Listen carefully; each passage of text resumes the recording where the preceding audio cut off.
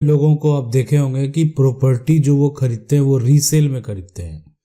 अब रीसेल में खरीदने का मतलब क्या होता है कि इसका मतलब ये होता है कि इसको पहले जो है कोई खरीद लिया है और आप जो है उस व्यक्ति से दोबारा खरीद रहे हैं, मतलब यानी दोबारा जो है खरीदारी करना, ये रीसेल होगा।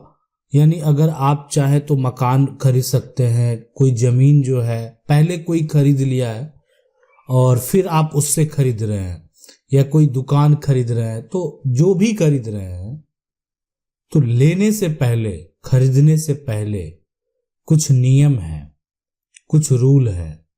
अगर आप उसको जान लेंगे और उस तरीके से अगर फॉलो करेंगे तो आपको कभी दिक्कत नहीं होगा, यानी कोई भी समस्या उत्पन्न नहीं होने वाला है। कभी ना कोर्ट जाने की जरूरत पड़ेगी। कहते हैं भविष्य में ऐसा हुआ भी तो आपका जो है कोर्ट केस अगर होता भी है तो आप जीतेंगे। मतलब समस्या कहीं ना कहीं जो भी उत्पन्न अगर होने वाला भी होगा तो आपकी जीत तय है। लेकिन अगर आप सही तरीके से वेरीफाई करके संपत्ति को खरीदेंगे, प्रॉपर्टी को खरीदेंगे, तो आपको ऐसा नौबत ही कभी नहीं आएगा। लेकिन यही है कि रीसेल में अगर आप खरीदने जाते हैं तो क्या क्या देखना चाहिए और कैसे देखना चाहिए, चलिए उसको जानते हैं। देखें, सबसे पहले क्या होता है कि मान लेते हैं कि रमेश जो है ना, ये मकान को पहले किसी अन्य व्यक्ति से खरीदा है और अब आप किससे खरीद रहे हैं? आप रमेश से खरीद रहे हैं और दूसरा खरीदार जो है वो मोहन है। अब रमेश जो है मोहन से संपत्ति को, यानी पहले ये रमेश के नाम है, अब ये जो है मोहन के नाम दर्ज हो जाएगा खरीदने के बाद। तो रमेश के पास जो है क्या सब होना चाहिए और मोहन को क्या सब देखना चाहिए। मोहन जो है रमेश का जो है क्या सब दस्तावेज जो है वो देखने को मांग कर सकता है, ताकि वो दिखाने के बाद ही आगे का कोई प्रक्रिया हो। सबसे पहला कि जो भी सेल डीड है किसके पास? रमेश के पास, है ना। वो सेल डीड जो है वो रजिस्टर्ड होना चाहिए, ठीक है। वो रजिस्टर्ड जो है यहाँ पर वो होना चाहिए। तो रजिस्टर अगर नहीं है, कहां से? तो सब रजिस्ट्रार के कार्यालय से। काहे कि अगर आप मान लेते हैं ठीक है आप उस पर किसी प्रकार का कोई लोन ही लेते हैं तो ये दस्तावेज बेहद जरूरी है। घर खरीदने के लिए ही मान लेते हैं लोन ले रहे हैं, तो रमेश के पास जो है ये दस्तावेज जो है होना चाहिए।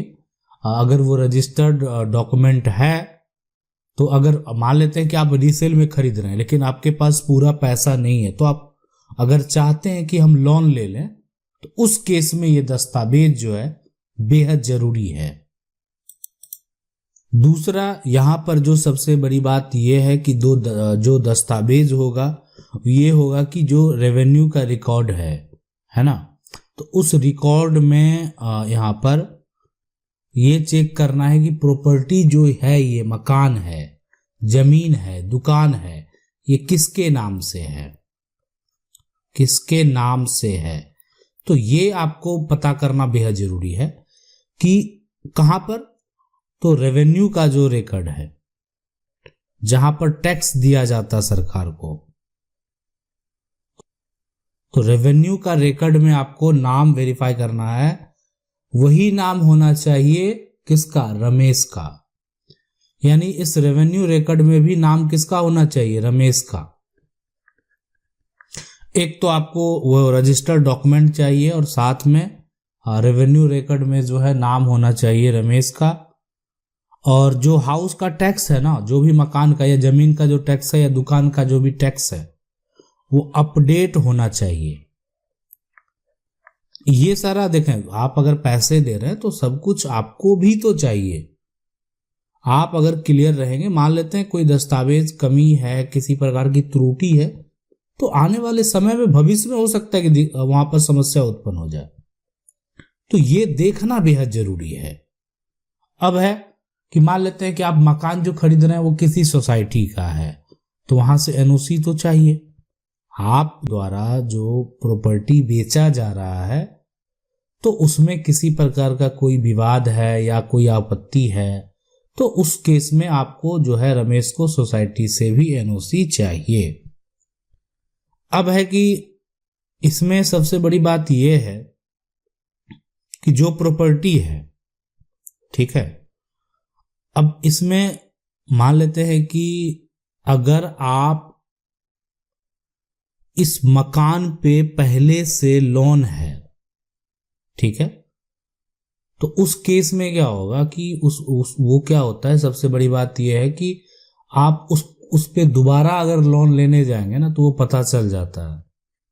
मतलब एक व्यक्ति के नाम से जो लोन है उसको भी आपको वेरीफाई करना होगा। ऐसा नहीं है कि पहले से इस मकान पे लोन है, आपने सारा पैसा देकर संपत्ति को खरीदा, प्रॉपर्टी को खरीदा, लेकिन मकान पे पहले से लोन है, तो आपको ये बैंक में पता करना होगा। बैंक में डिटेल जो है डालने के बाद ये बात जो है रमेश के द्वारा अगर किसी प्रकार का कोई लोन लिया गया होगा उस जमीन पे, उस मकान पे या उस दुकान पे, तो वो आपको पता चल जाएगा। तो जब तक यानी अगर मान लेते हैं किसी प्रकार का लोन अगर रमेश स्वीकार करता है कि मैंने लोन लिया है, तो आपको उनसे बैंक का भी एनओसी मांगना चाहिए, ताकि अब जो है बैंक से जब लोन क्लोज हो जाता है तो उसके बाद उस क्लोजिंग का एक एनओसी दिया जाता है कि अब आपका सारा बकाया जो है वो खत्म हो चुका है, इस पे भविष्य में किसी प्रकार का कोई ऑब्जेक्शन जो है वो नहीं लगाया जा सकता है। तो वो एनओसी भी आपको देखना बेहद जरूरी है, ठीक है। अब है कि अगर मान लेते हैं ये जमीन से संबंधित मामला है, तो उस केस में आपको ये देखना है कि जमीन जिसके नाम है बेचने वाला वही है या कोई थर्ड पर्सन है, मतलब कोई अन्य है जिसके नाम से जमीन है ना। इसमें मान लेते हैं रमेश का नाम है, तो विक्रेता रमेश है या उसका कोई उत्तराधिकारी है या कोई ऐसा थर्ड पर्सन है जिसको पावर दे दिया गया है, पावर ऑफ अटर्नी बनाकर दे दिया गया होगा। तो आपको ये बात जो है एक तरह से वेरीफाई कर लेना, जांच कर लेना है कि प्रॉपर्टी विक्रेता का जो एक तरह से बेचने का जिसको भी अथॉरिटी दिया गया है वो सही है, रजिस्टर है, वो एक तरह से उसका वैलिडिटी है या नहीं है, ये सारा कुछ आपको देखना होगा। अगर आप इसको अच्छे से वेरीफाई कर लेते हैं तो फिर आपको आगे दिक्कत नहीं होगा। तो जमीन के केस में क्या होता है, तो रमेश के पुत्र भी बेच रहे हैं, मान लेते हैं इसके एक पुत्र है, तो आप ये तो स्पष्ट कर सकते हैं ना कि एक पुत्र अगर कोई बेच रहा है संपत्ति को, तो दूसरा जो भाई होगा उसको किसी प्रकार का कोई आपत्ति नहीं होगा। अगर पिता के नाम संपत्ति दर्ज है, पिता के नाम प्रॉपर्टी है, तो ये प्रॉपर्टी अगर तीनों भाई के नाम से अलग अलग हो जाता तो जो व्यक्ति है, ये जो रमेश के पुत्र हैं, वो अगर बेचेंगे तो किसी प्रकार का कोई दिक्कत नहीं होगा। लेकिन अगर ज्वाइंट प्रॉपर्टी है, पिता के नाम प्रॉपर्टी है और रमेश के एक बेटे उसको बेच रहे हैं, तो दूसरा बेटा को किसी प्रकार का कोई ऑब्जेक्शन नहीं होना चाहिए। ये आपका जो रजिस्टर्ड डॉक्यूमेंट यानी सेल डीड एक तरह से तैयार होगा, उसमें दूसरे भाई का सपोर्ट होना चाहिए। अगर ऐसा होता है तो उस तरह का सेल डीड में किसी प्रकार का कोई भी भविष्य में प्रॉब्लम नहीं आने वाला।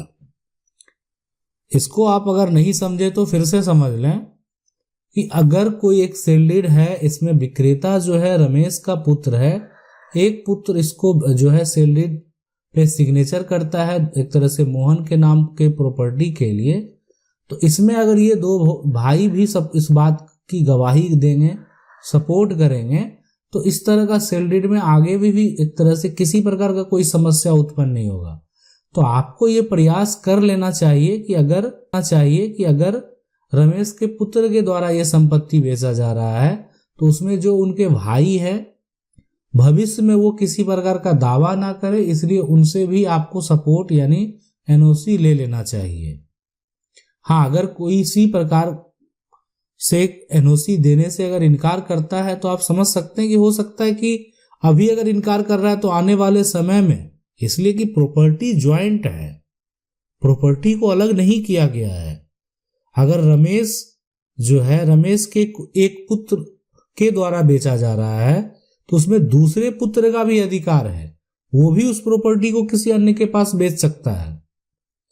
तो ये सारा, अगर आप रीसेल में प्रॉपर्टी खरीदते हैं तो इन सभी बातों का अगर आप ध्यान रखेंगे तो आपके साथ फ्रॉड नहीं होगा, आपके साथ धोखा नहीं होगा। और इन सभी बातों को जानने के बाद अगर आपको लगता है कि सब तैयार करवा लें, आशा करते हैं वीडियो अच्छा लगा होगा। वीडियो अच्छा लगा वीडियो को लाइक जरूर कर दें। चैनल को पहली बार देख रहे हैं सब्सक्राइब करके जो बेल आइकन है उसको जरूर दबा लें। मिलते हैं अगले वीडियो में, तब तक के लिए जय हिंद।